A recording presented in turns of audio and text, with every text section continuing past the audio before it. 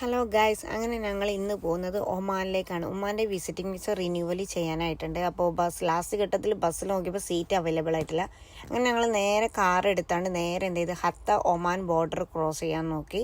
അപ്പോൾ അവിടെ യാതൊരു ബുദ്ധിമുട്ടില്ലാതെ അൽഹംദുലില്ലാഹ് നല്ല രീതിയിൽ ഞങ്ങൾ എന്ത് ചെയ്തു, ഒമാൻ ബോർഡർ ക്രോസ് ചെയ്തു. അതിനുശേഷം അവിടെ സ്റ്റേ ചെയ്യുക എന്നുള്ളതാണ്.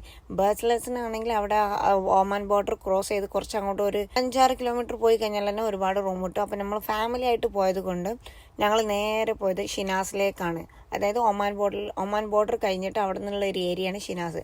അവിടെ ഒരു മലയാളി റെസ്റ്റോറൻറ്റ് ഉണ്ട്. അവിടെ ആ ഹോട്ടലിൽ ചോദിച്ചാൽ നിങ്ങൾക്ക് സ്റ്റേ ചെയ്യാനുള്ള എല്ലാ ഫെസിലിറ്റികളും നല്ലൊരു റൂം അവൈലബിൾ ആണ്. അതിൻ്റെ കോൺടാക്ട് നമ്പർ ഇതിൽ ഞാൻ മെൻഷൻ ചെയ്യാം. നിങ്ങൾ ഫാമിലി ആയിട്ടൊക്കെ പോവുകയാണെങ്കിൽ അവിടെ സ്റ്റേ ചെയ്യണമെങ്കിലൊക്കെ ഇതാണ് ഞങ്ങൾ എടുത്ത റൂം കിട്ടും.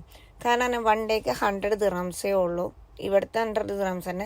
പക്ഷെ അടിപൊളി നല്ലൊരു ഹാള്, അതുപോലെ തന്നെ കിച്ചൺ ഫെസിബിലിറ്റി ഉണ്ടായിരുന്നു. പിന്നെ അതുപോലെ തന്നെ വലിയ ബെഡ്റൂമായിട്ടോ. അതുപോലെ തന്നെ ബാത്റൂം പറഞ്ഞാൽ അത്യാവശ്യം നല്ല വലുപ്പത്തിലുണ്ട്. അത് വാഷിങ്ങിനുള്ളതുണ്ട്. അപ്പോൾ നല്ലൊരു ഏരിയ ആയിരുന്നു. ഞങ്ങൾ പിന്നെ ഓൾറെഡി എന്ത് ചെയ്തു, കുക്കിങ്ങിനുള്ള എല്ലാ ഫെസിബിലിറ്റി ആയിട്ടായിരുന്നു പോയിട്ടുണ്ടായിരുന്നത്. കാരണം വിസ അടിച്ച് കിട്ടാൻ എത്ര ദിവസം എടുക്കുമെന്നോ എന്താവുന്നൊന്നും അറിയില്ലല്ലോ. അപ്പോൾ നമ്മൾ എന്ത് ചെയ്തു, പുറത്തുനിന്ന് ഫുഡ് കഴിക്കുമ്പോൾ നല്ല എക്സ്പെൻസ് ആവും വിചാരിച്ചുകൊണ്ട് ഇനി ഫുഡ് ഉണ്ടാക്കാൻ നിങ്ങൾക്ക് താല്പര്യമില്ല എന്നുണ്ടെങ്കിൽ നമ്മൾ എന്ത് ചെയ്യുക, നമുക്ക് കോൺടാക്ട് ചെയ്തെന്ന് ആ ഹോട്ടൽക്കാരനെ വിളിച്ചു പറഞ്ഞാൽ അവർ ഹോം ഡെലിവറിയും ഫുഡൊക്കെ ചെയ്തു തരുന്നതാണ്. അതിനുശേഷം ഞങ്ങൾ എന്ത് ചെയ്തു, പിറ്റേന്ന് ഒരു 11:30 ആയപ്പോൾ ഞങ്ങൾക്ക് വിസ അടിച്ച് കിട്ടി. അങ്ങനെ ഞങ്ങൾ നേരെ എന്ത് ചെയ്തു, കൽബ ഒമാൻ എന്ത് ചെയ്തു ബോർഡറാണ് ഞങ്ങൾ ക്രോസ് ചെയ്തത്.